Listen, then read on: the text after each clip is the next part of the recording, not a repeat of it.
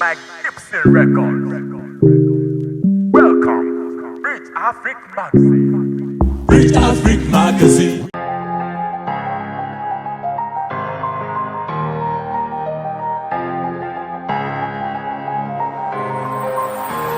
Wamponya bali balumya obulamu bwange ne bamenyamenya omutima gwange nga sirina gwennyumiza bizibu byange wagenda nonyiganyiga amapesa gange neneerabira ebizibu byange nabonna bali bamenya omutima gwange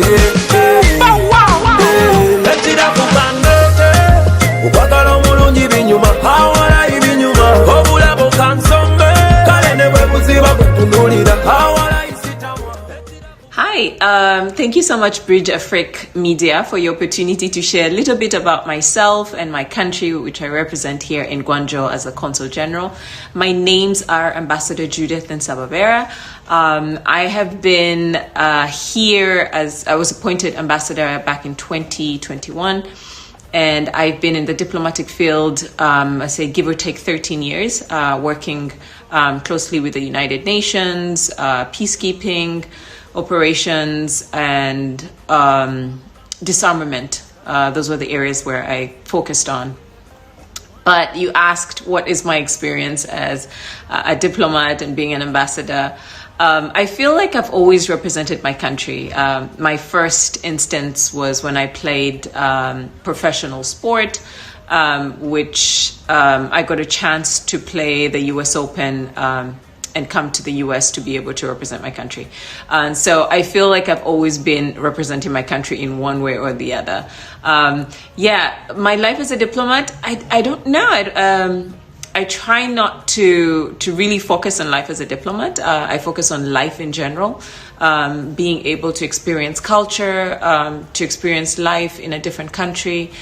So it's been really rewarding and a really great experience, especially in the last 3 years where China was closed off and it was a little difficult, but it gave me a chance to slow down, to learn the language. So I speak Idian of Zhongguan, but it's been a really great experience, and I'm looking forward to the opportunity. I'm looking forward to ways in which my country can engage even further with China to have a mutually beneficial partnership. Thank you.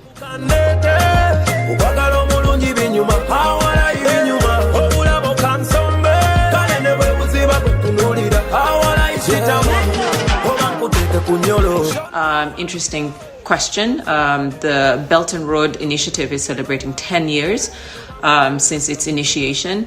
There's so much that we can learn from China in regards to security, in regards to development. I'll give you an example. The city of Guangzhou, where I live, the area specifically where I lived 20 years ago was rice fields, but now it's high-rise apartments. And then I was also, I got a chance to go to Zhongshan. They had an investment conference to attract outside investors. And one of the things that they mentioned was that the government of China, what they decided that any city that's over 1 million people has to have a high-speed train. So these initiatives that come from the government and are initiated in the different cities are ways in which, as Uganda, I'll say, for example, can learn better, but also in the infrastructure. If I give an example that if I ask you what's happening in Central African Republic or in Mali or in Cameroon, most people don't know, because we know more about the Western countries, America, Europe, than we know more about our continent. But the issue is that the infrastructure is not developed. It's very difficult for me to be able to travel from Uganda to Mali, for example. Historically, we would have to go to Europe, and then from Europe, then come back to Africa. So if we can find ways to develop the transportation and infrastructure system within the continent, it will allow us to develop and understand our development process even better, and even understand what's happening on the continent and all the opportunities that the continent has to offer. So for me, I look forward to an instance where I could just get onto a high-speed train and be able to travel all through Africa. Places where I could travel to in Africa where I don't need a visa. For us to be able to communicate that way, I think that's the best way for us to be able to promote development in Africa, but more so to learn about what's happening in China and how China has been able to develop.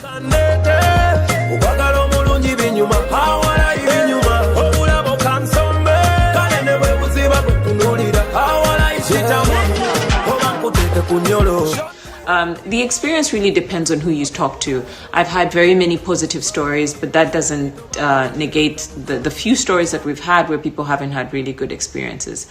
I think what's important is one, to understand that you're in a different country, and it will take some time for people to understand you and be able to integrate, to have you integrate closely.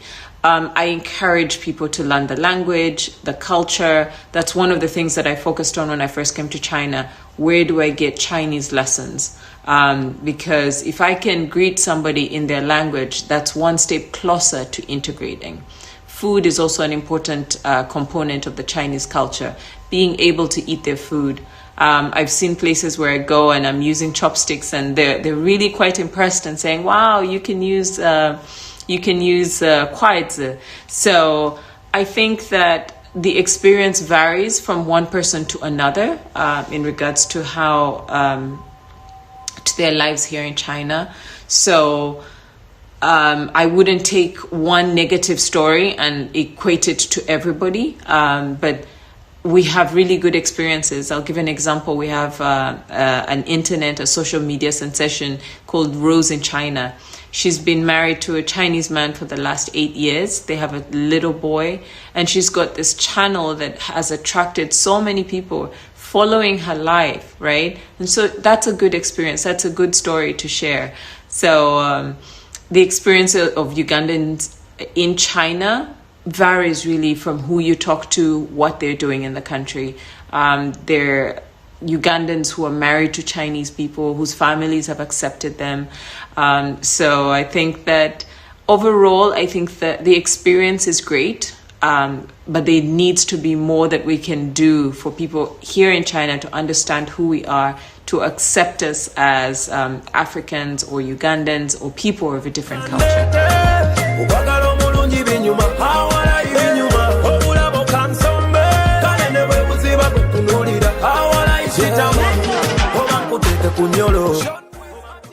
Obviously, Uganda is one of the countries that has been affected severely by climate change. And this is a major threat to our sustainable development and our efforts to end poverty. In the past few years, we've experienced adverse weather patterns such as prolonged droughts, as well as landslides in the eastern part of the country and devastating floods. So in some of the initiatives that Uganda has put in place is that there's a lot of tree planting and grass planting, as well as being able to educate people on climate change and some of the ways to be able to curb and reduce its effects on the country. One of the things is that Uganda was one of the first countries in Africa to develop and endorse its nationally determined contribution partnership plan. It's called the NDC-PP. This was in June 2018. And it made key commitments in this regard to include reducing national greenhouse gas emissions by 22% in 2030, reducing climate vulnerability of climate-sensitive sectors since the economy is naturally resource-based, and building climate change resilience of key sectors and managing disaster risks. So compared to other countries, Uganda ranks high in its #1 commitment to regarding climate change. The government has been able to take this as a serious issue and been able to partner and educate the community on how to curb climate change. So those are some of the few efforts I can mention, but we have a whole ministry that that deals with this, and so we have a full commitment of the government in regards to reduction of the adversities that are caused by climate change.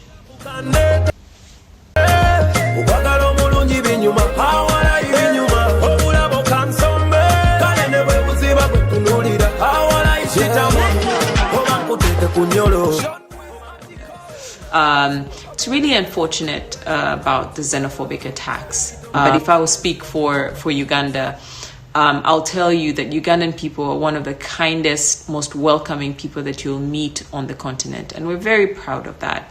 And when I tell people to visit Uganda, I tell them to visit because of the people. The natural resources, the beauty, everything else that you can experience in Uganda is secondary to the wonderful warmth that you get from the people of Uganda. We value our visitors. Maybe there are isolated incidences where somebody doesn't have a good experience, but all in all, generally the government doesn't really have to do much to ensure that people are kind and people are warm. It's just naturally what Ugandan people are doing. But what the government is doing is making sure that security is a #1 priority. Our president, security is a #1 priority anywhere you go in Uganda. We protect our investors, we protect our visitors, we protect our country, and we make sure that anybody who's in our country has a safe stay in the country. So that is a #1 priority for our country, for sure.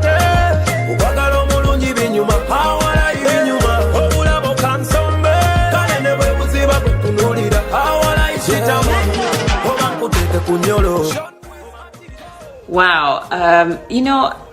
I wouldn't suggest a particular career. I would suggest that anything that you choose, you need to be happy. When you're happy in a job that you do, in work that you do, it doesn't feel like work. It feels more of a passion. But what I would really suggest for people to start looking into is agriculture. One, because Uganda is a country that is richly blessed. Anything you put in the ground is going to grow. We have abundance of land and so many resources. So I think that, one, because people are always going to need food.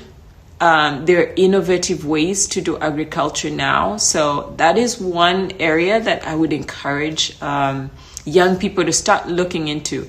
I know farming wasn't like a cool thing to do, but I've had the opportunity of visiting farms that are so high tech.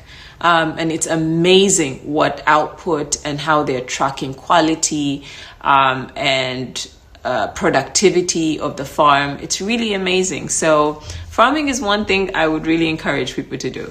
Another thing that I would encourage youth to do is sports. One, because I'm a recipient of what sports can do to a person's life.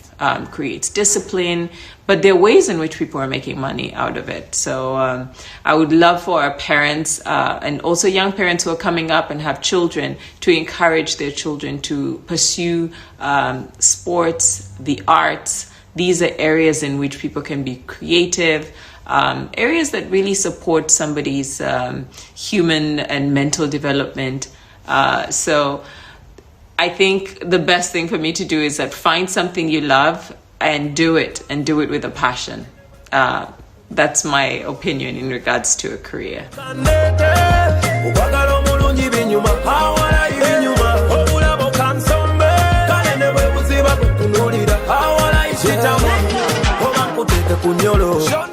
Wow. I'll tell you, Uganda is the easiest country you can travel to. We've been doing visas on arrival for a very long time. And now to even make your travel and experience in Uganda and arriving in Uganda even more seamless, we have the e-visa. So you apply for the visa online, and then you arrive in Uganda, it's already processed, it's in the system, it takes a shorter time for you to go through and get your stamp and be able to experience Uganda. So that's something that Uganda has always done. And I think our country, our government, our leader, our president always saw that it was a priority for people to come, to have an easy way to access Uganda. So we've always been doing visa on arrival. I'm excited at the partnerships that Uganda is building with other countries to allow visa-free initiatives. That's a good thing. We hope that for Ugandans traveling to South Africa at some point will be able to travel without getting a visa. They just need to buy a ticket and go. You can travel to Ghana without a visa. There are countries in Africa where you can travel to without a visa. So that's exciting. But in regards to traveling to Uganda, that's the easiest country you'll visit. So get your ticket, go online, apply for the visa online. You arrive in Uganda and the visa is there. So, yeah. But also one thing I want to mention is that we have a visa that you can apply for. It's the East African visa. You can apply for and be able to travel through 3 different countries at once, at any one time or during your trip. So you can, this visa you can get, I believe it's about $100. You can travel to Kenya, Uganda, Rwanda, and I'm sure other East African countries are going to add on so that we're able to just travel all through the East African community without any visas. So yes, I'm excited. I'm really happy about our policy in regards to people coming into our country and finding it really easy to apply for a visa and to experience the beauty that our country has to offer.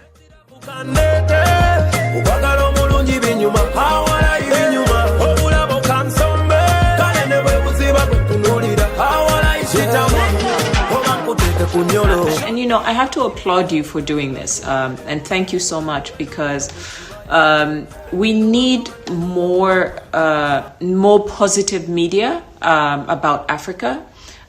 We need more stories that are told by ourselves. There's a saying in African, there's an African proverb that says, until the lion learns to tell its story, the story will always be glorified by the hunter, right? So the hunter will always be the winner. And I think for a long time, we've had people telling our stories. And it's important for us to be able to control the narrative about our continent, about Africa. And so I really want to thank you so much for being able to tell stories about what Africa truly is, and also the opportunities that are available. And most especially in China, where most times people haven't had the experience of actually going to Africa. And those that have only gone for business. We're trying to increase more Chinese people coming to Africa and to Uganda specifically as well, to travel as tourists. There's a lot that Africa has to offer. Historically, the Chinese have always traveled to Europe, to America, South America. We need to promote more about Africa. And I think that with publications like yourselves, you'll be able to tell our Chinese community what Africa has to offer. So I definitely applaud you on that. And in regards to advice, I think the best advice I would say is that, you know, being able to create partnerships that can allow you to tell a story. And thank you so much, for example, reaching out to the consulate of Uganda in Guangzhou and the embassy in Beijing of Uganda. This allows for us to be able to reach people who we would not necessarily be able to reach. So your publication goes out to several people. You have an online platform. So I think that it's great that you make these partnerships with people who are able to share what our culture and what we are, what we have to offer as African people and as Ugandans. Other partnerships that you can make are the business community, people who are invested in building partnerships, economic partnerships in Africa. So the business community, those are people who would benefit from really understanding what it's like to invest in Africa, to be African, and to travel to Africa. those are the few words that I would say, because otherwise you're doing a great job really telling people about who we are through your magazine. So I'm really, really grateful. And I thank you so much for the opportunity to be able to share a little bit about myself and the country that I serve. And one last thing that I want to share is in celebration of the 60th anniversary of our relationship, our diplomatic relationship with China, Uganda saw it fitting to be able to have a direct connection. So one of the things that we've done is that we're launching Uganda Airlines flying directly from Entebbe to Guangzhou. It will allow for more travelers to go. And we're really excited about this, and we hope that you can build a partnership with them and be able to promote Uganda Airlines and have more people traveling the crane to the Pearl of Africa. So thank you so much.